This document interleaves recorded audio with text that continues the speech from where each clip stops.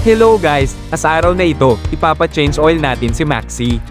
25,000 kilometers na kasi yung odometer reading niya. Para sa cost saving na change oil natin, doon tayo sa Shell station magpapa-change oil.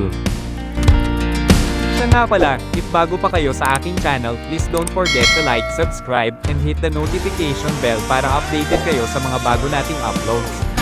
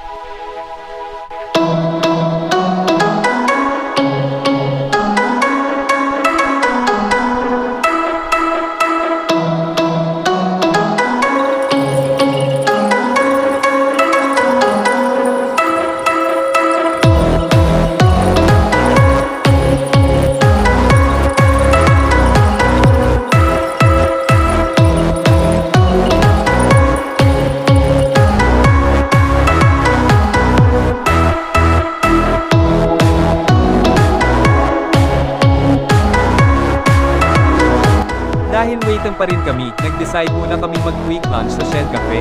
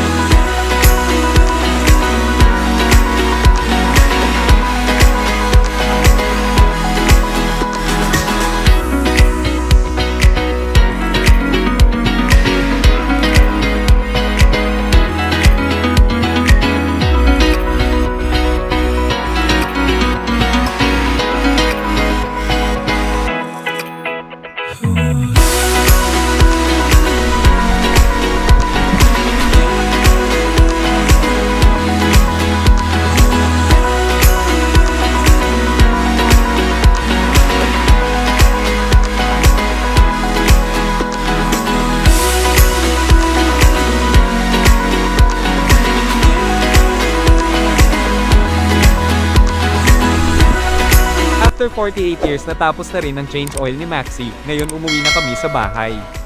Pero, sa gitna ng aming biyahe, may bata palang tahimik lang sa likod. Dahil tulog na ang aming chiki team, magpapaalam na po kami, maraming salamat.